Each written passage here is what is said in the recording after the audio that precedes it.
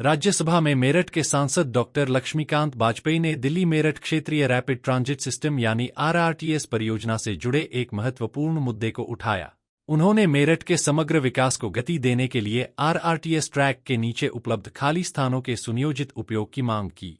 Doctor Vajpayee ने कहा कि करीब 32,000 करोड़ रुपए की लागत से तैयार दिल्ली मेरठ आरआरटीएस परियोजना एशिया की पहली ऐसी आधुनिक परिवहन परियोजना है जो देश के बुनियादी ढांचे के विकास का ऐतिहासिक उदाहरण है। उन्होंने इसके लिए प्रधानमंत्री के प्रति आभार भी व्यक्त किया। उन्होंने सुझाव दिया कि आरआरटीएस ट्रैक के नीचे मौजूद खाली स्थानों का योजनाबद्ध तरीके से विकास किया जाए।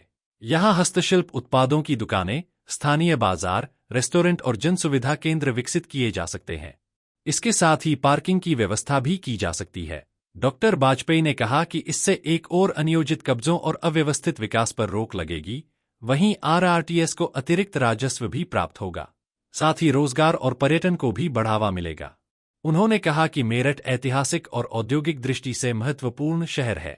वेद व्यासपुरी में आरआरटीएस ट्रैक के नीचे करीब 36,000 वर्ग मीटर भूमि पर प्रस्तावित ज्वेलरी पार्क के लिए इस जमीन को औद्योगिक दर पर उपलब्ध कराना आवश्यक है।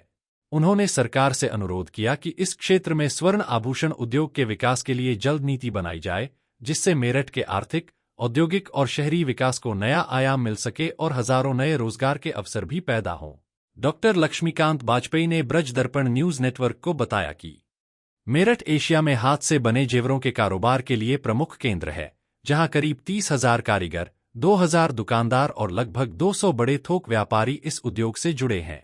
करीब 15,000 करोड़ रुपए के वार्षिक कारोबार और 448 करोड़ रुपए के जीएसटी के साथ यह उद्योग राष्ट्रीय अर्थव्यवस्था में महत्वपूर्ण योगदान दे रहा है। आइए देखते हैं सांसद डॉक्टर लक्ष्मीकांत वाजपेयी ने राज्यसभा में क्या कहा। माननीय सभापति जी, आपके प्रति भी आभार व्यक्त करता हूं और देश के माननीय प्रधानमंत्री के प्रति भी इस बात के लिए आभार व्यक्त करना चाहता हूं कि 32,000 करोड़ की लागत से एशिया की पहली आरआरटीएस क्रांति धरा मेरठ को देने का उन्होंने काम किया है और उन्होंने इसका लोकार्पण भी किया है और एक कहावत को भी चरितार्थ किया है कि बिन मांगे मोती मिले, मांगे मिले न भीख।